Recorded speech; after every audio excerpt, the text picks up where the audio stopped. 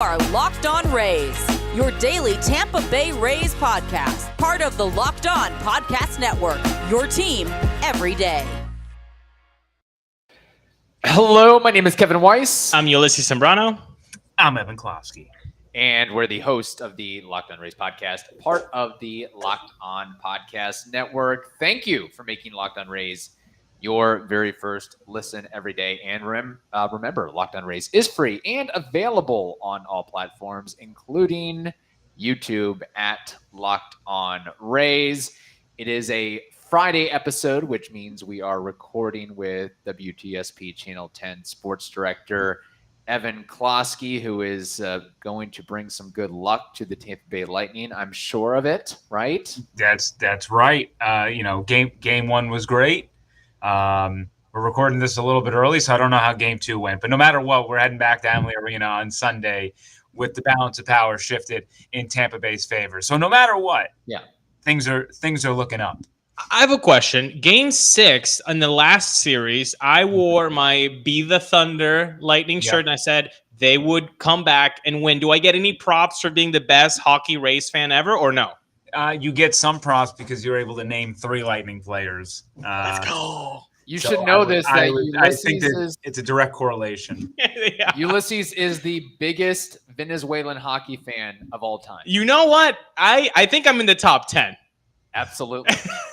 And there's our hockey update on the Locked On Rays podcast. Yes, exactly. Ulises, Yeah. We have been saying this consistently on our podcast that we put a big priority on people sending voice memos to us to lockedonrays@gmail.com. And guess what? No matter how old you are, you can still get on right on the first line of the queue if you give us an audio message. And guess what, Kevin? We have one today. Yes.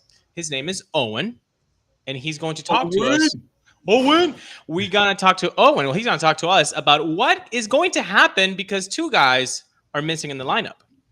Hi, I'm Owen, and I have a question for Locked On Rays. With Margot and Lowe injured, who would be a Rays dream team lineup with the people we have now? Evan? That's a great question. Man, let me pull up the roster very quickly because I just don't want to, in the heat of the moment, forget anybody. But with those 2 players injured, yes, I'll say this: Are we sold on the fact that Brett Phillips is an everyday player right now? That the team is committed to that? I'm not yet personally. No. I want him against righties all the time. Against lefties, I still don't want to. Let's remember the Rays played the Tigers.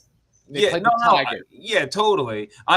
My thing is, I'm saying this because righty lefty stuff also matters, so it's a little bit of a complicated question. Yeah. In that respect, because if we know anything about the Rays, Owen, we know that they don't do one thing and leave it, right? They're the masters of tinkering.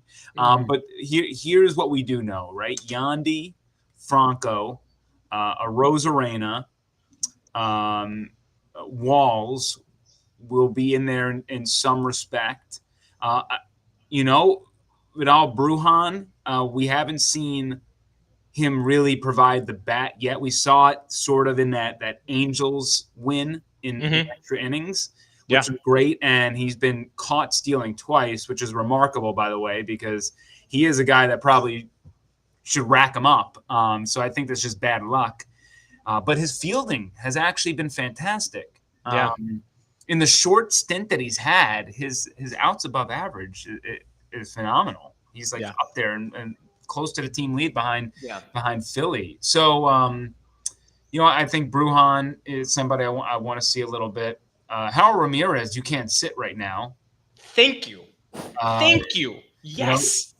I'm sorry, Evan. You just pumped me up because it took this long, 5 minutes, to get to Harold Ramirez. Yeah, this guy can wake up at 10 a.m., have the game at 11, and go 1 for 3. The dude is born to bat. It's crazy. And we talked about this preseason. I wasn't only sold on the hard hit percentage, but I went the emotional route. The guy's from Colombia. Colombia is a soccer nation, a football nation.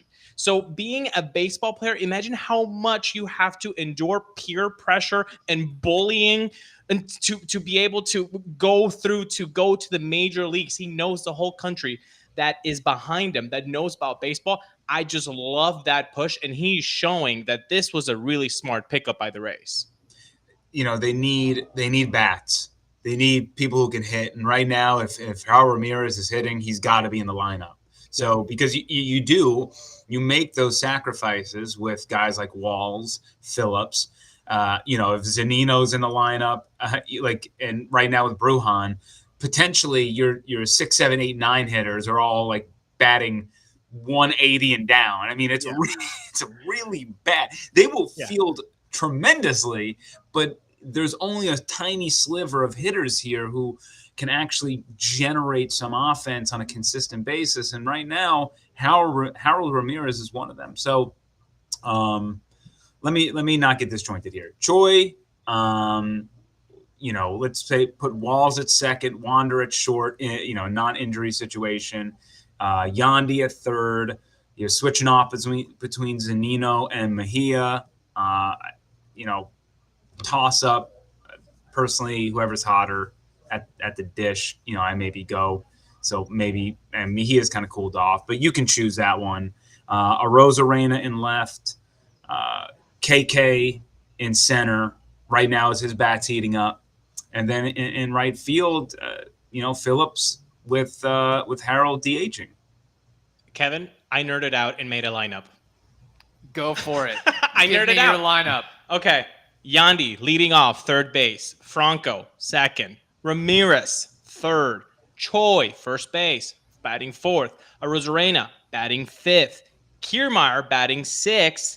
And then in seventh, depending on lefty righty, Walls Brujan at second. I want that coupling at second base between the young bloods, Walls and Brujan. Zunino and Mejia, like you said, I agree, Evan, just, doubling up an eighth. And then Phillips against righties batting ninth. And then you can also have some Brujan action when there is a lefty on the mound and you don't want Phillips lefty. Let's go Brujan, and then he can also pick it at right field. So you can use Brujan as a second and right field option. I think that's the way most games should be. But what I love about this, well, no, let me scratch that. The silver lining that I see from these injuries is the fact that we're actually going to get to see Vidal Brujan play, a lot more Harold Ramirez, and a lot more Yandy Diaz leading off, which should be the number one rule out of this whole Brandon Lowe being injured situation.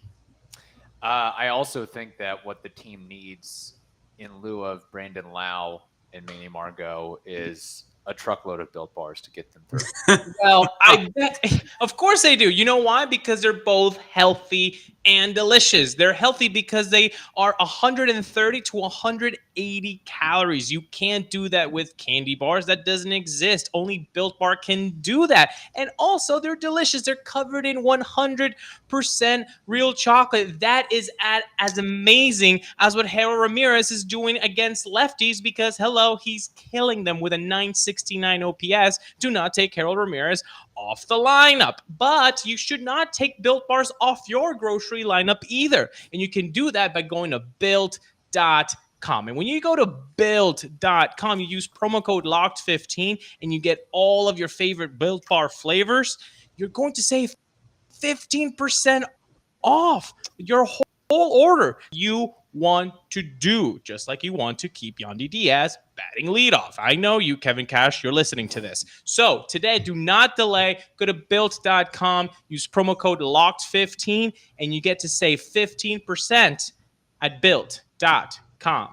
I want to continue on this offense question, and great voice memo from Owen there to spark the conversation.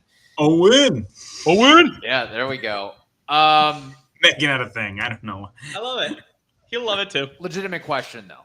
I know Harold Ramirez is hot. I know some other guys are starting to heat up, but how big of a concern is the Manny Margot and Brandon Lowe injury for this team, at least offensively, over the next several weeks and or months or month? Yeah, it's a big deal. I'm sorry, even with them in the lineup, they suck. I mean, comparatively speaking.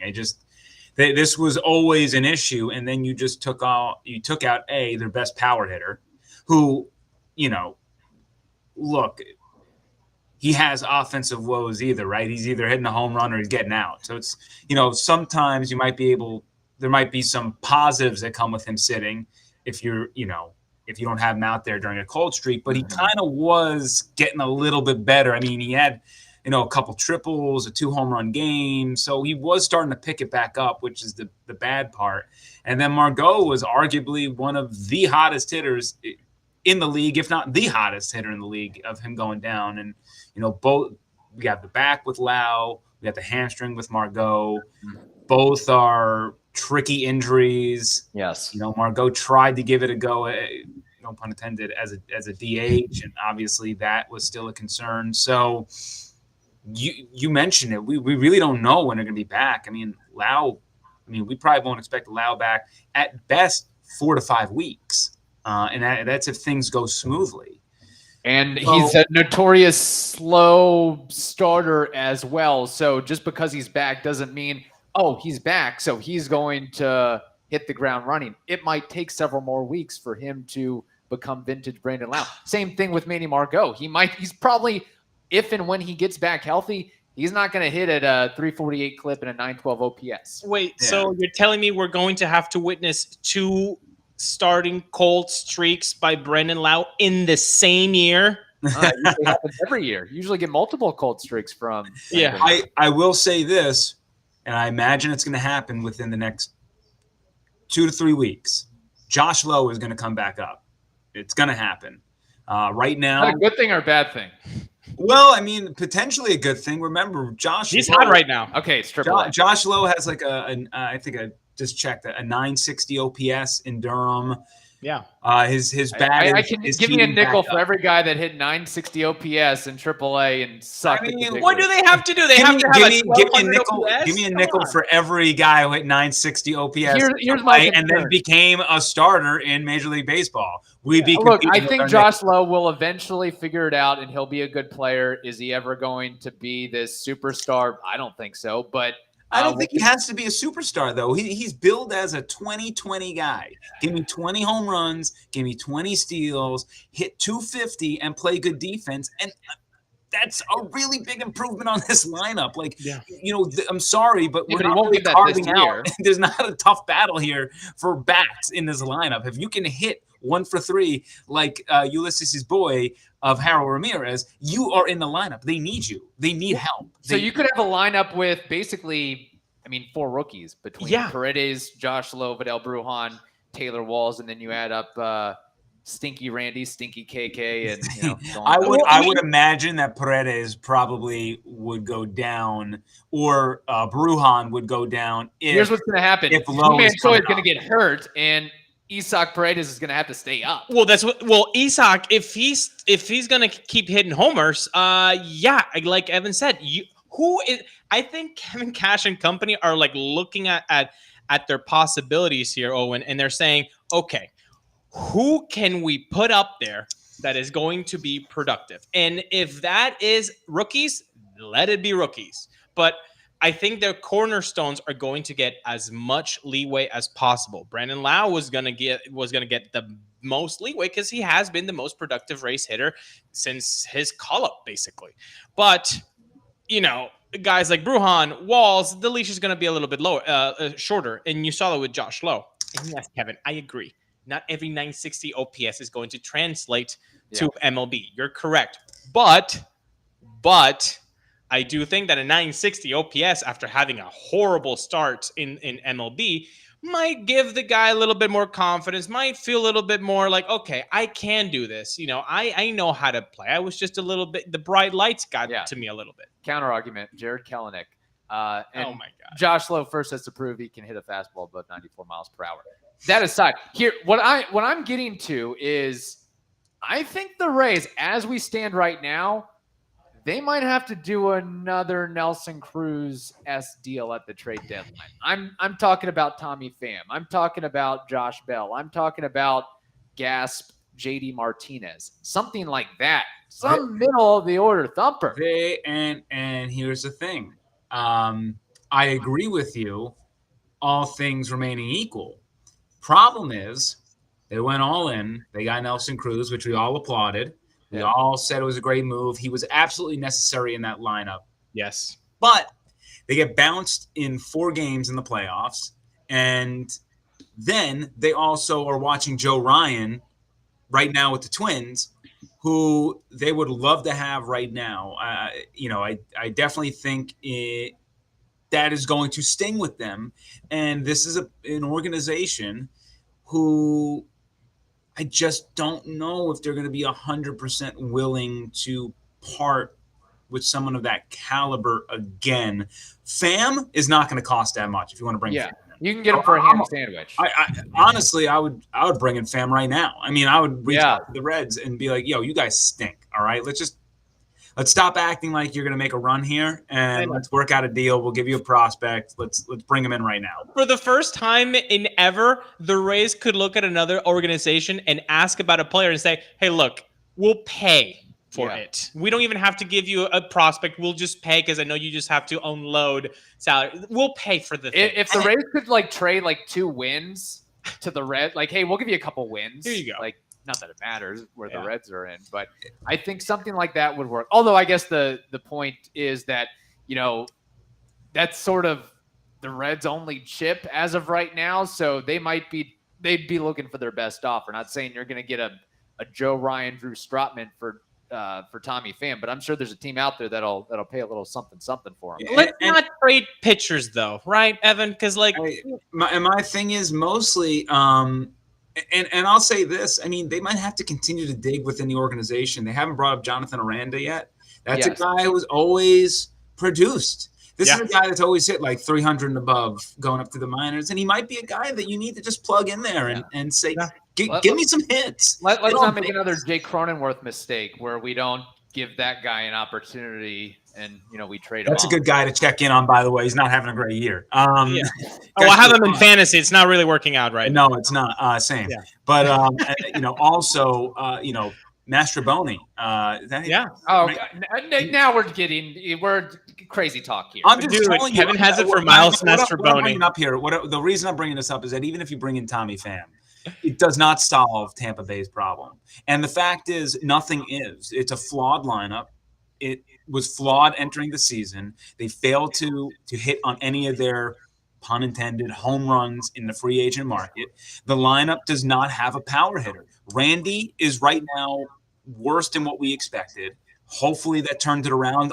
October will hit, and all of a sudden he'll become, a Hall of Famer once again. But Randy hasn't been Randy. Lowe, before the injury, was an issue. Margot, he certainly was going to regress at some point.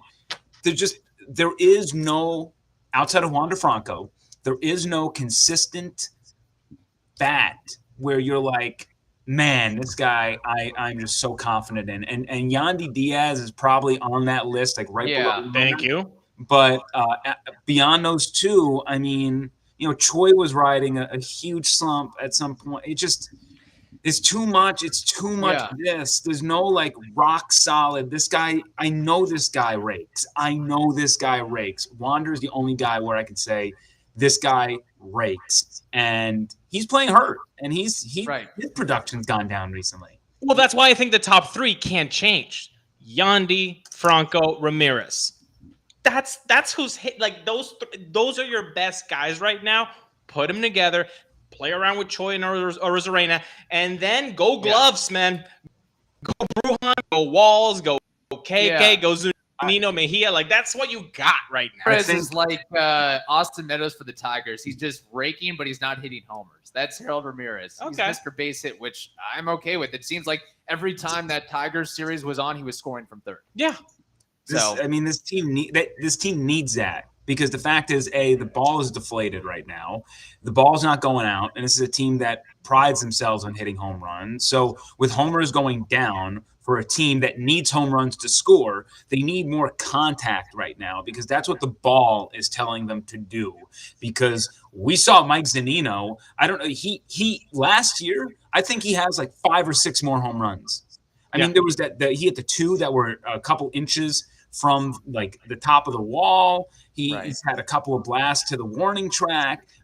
it's just like that is just not a winning formula. And I think you just have to mix and match bats that are hot, people that are getting on base, and also rely on the fact that your fielding is normally outside of like the beginning of the season when we're all complaining, phenomenal. And you have to lean on good defense and these arms who just somehow are making this team, a phenomenal. I mean, they're a playoff team. It just nobody's catching the Yankees this year, I don't think, at this point. So.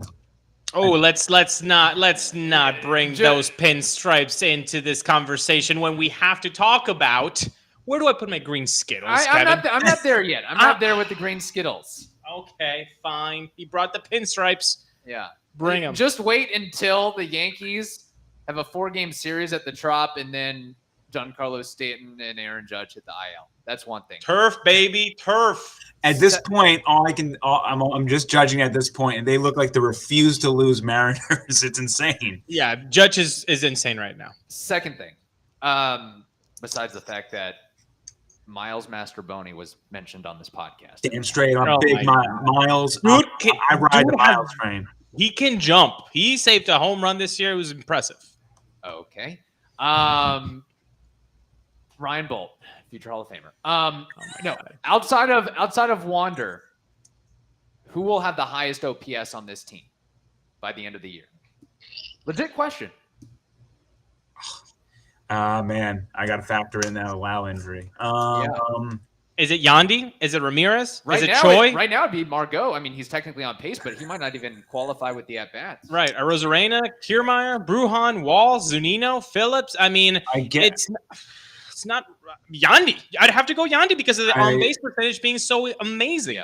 Yeah, I have to lean Yandy. I would like to say Randy. It's just he has too much ground to make up, I think. Yeah. And that, Randy at some point is going to have to learn how to hit a slider. He's literally Serrano. He's like, it's like, I don't know why anybody who is pitching to Randy Arozarena would ever throw this guy a fastball. If you're too young to get that reference, people, just go watch Major League. It's a movie from the 80s. You'll enjoy it. And if you're of age, you can watch it with the explicits. If not, get the bleeps. There you go. Yeah. Although people probably get offended by that movie nowadays, but whatever. No, that's a good point. On a big get off my lawn. Yeah, it might have to be Yandy after Wander. Yeah. So it's if you're don't throw a fastball to Randy Arozarena. I mean, that's one thing that he'll do damage to in any count, in any location, any velocity. So good conversation on the offense there. Interesting to see how that develops going forward. Now let's get to Green Skittles. Our partners at BetOnline continue to be the #1 source for all your betting needs and sports info. You can find all the latest odds, news, and sports developments, including this year's basketball playoffs, Major League Baseball scores, fights, and even next season's NFL futures.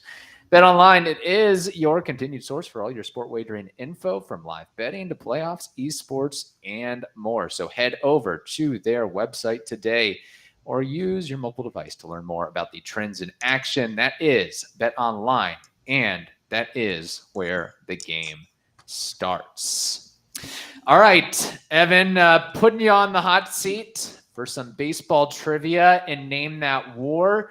Little peek behind the curtain. Ulises and I did a full episode comparing Ryne Sandberg's 1984 campaign with Wander Franco's current career trajectory. And one thing that really stood out about Ryne Sandberg's season that year was the 19 triples. Yeah.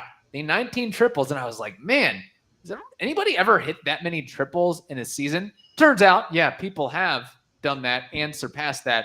But my question, I'm formulating it a little bit differently to more modernize this thing. So my question is, since 2000, 10 different players have accumulated at least 15 triples in a single season. I need 5 of those 10 names. Again, since the year 2000, 10 different players have accumulated at least 15 triples in a single season. I need 5 of those names. Jose Reyes has done it, or did it, 4 times. Yeah. So yes.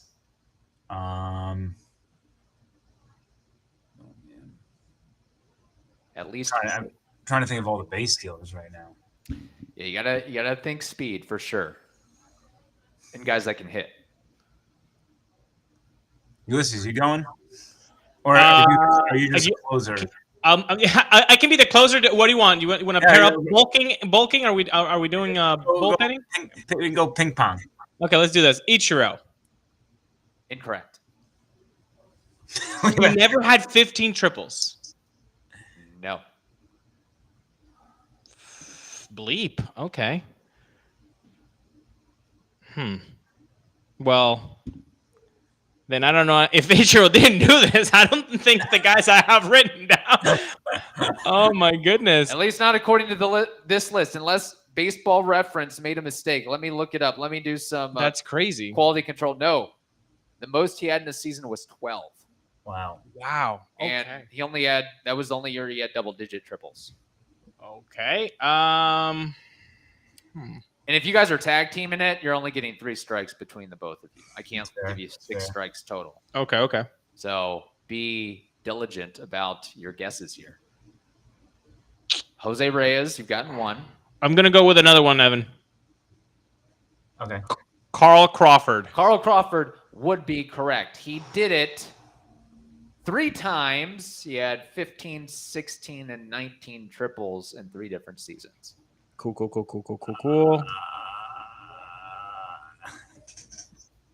I'm just going to go for it. Juan Pierre. Juan Pierre is incorrect because he couldn't hit the ball out of the infield. Strike 2. Did D. Gordon ever have like a big season? You're thinking along the right lines here with the Juan Pierre, Carl Crawford, Jose Reyes. I mean, you guys, if you don't get this, you're going to be kicking yourself.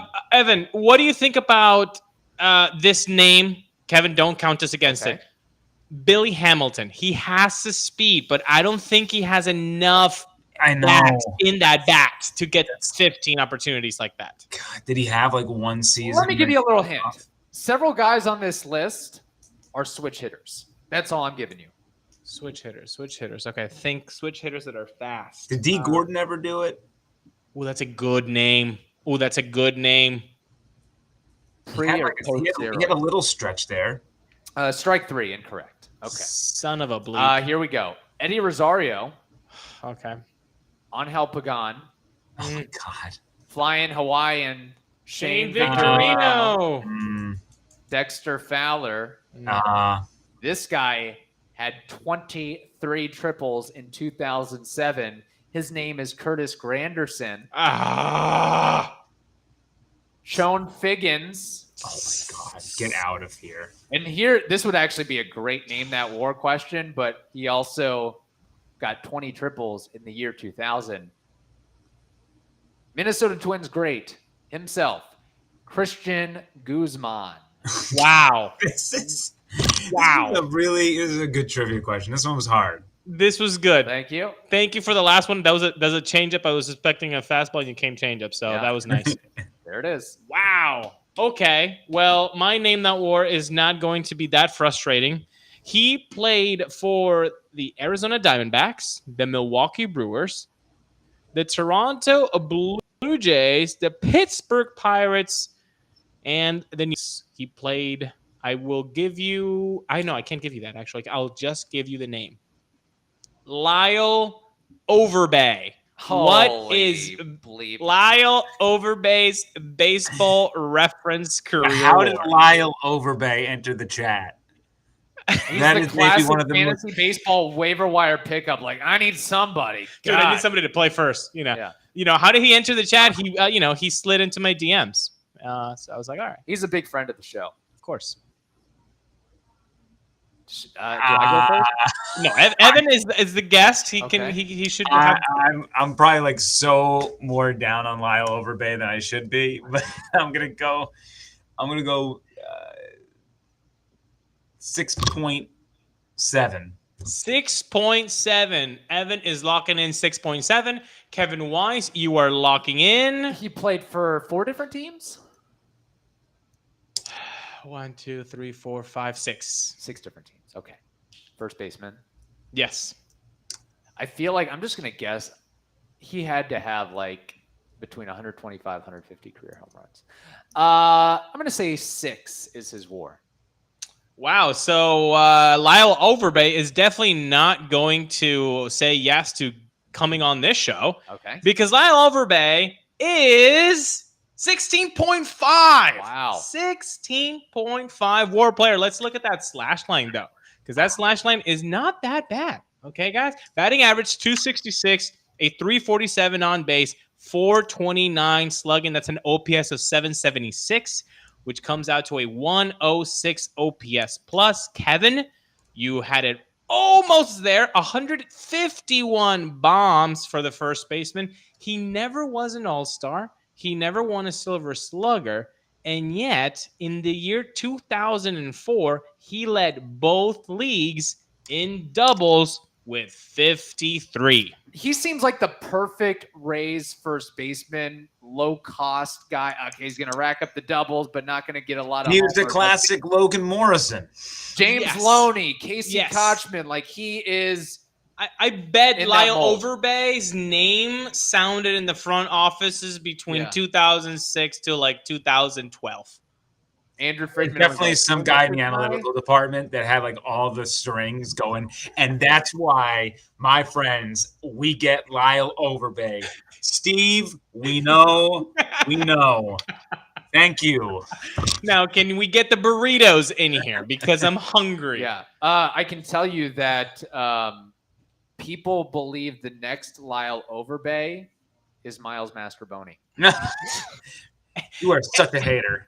And But on that note, folks, here's the funny thing. Kev will knock down him, Josh Lowe, but if we ever come after Taylor Walls, Kev is not. Oh, man. Have you he seen puts that those glove? gloves on. He's like, all right, let's do this. I'm up. Yeah. Well, his yeah. dad follows us on Twitter, first off. Second of all, Ooh. that glove, though. That glove as of late. Glove's great. Gloves great lately. I love the glove, Jerry. Run back the tape. And the hatred that I have for Taylor Walls is non-existent. There you go. I said he was hitting and he was not fielding. I need the guy who doesn't hit and fields first, and then let's talk about complaining about hitting. There you He's go. done that now. I'm very thankful for that version. I subscribe to that. There Let's we go. let's He's let over the the glove. century, but he's fielding. Yeah. Now it's flip flop to what we thought we were gonna get. But let's get that bat heated up again. Now that the glove is under control, let's get that bat heated up. Exactly. Let's move on now.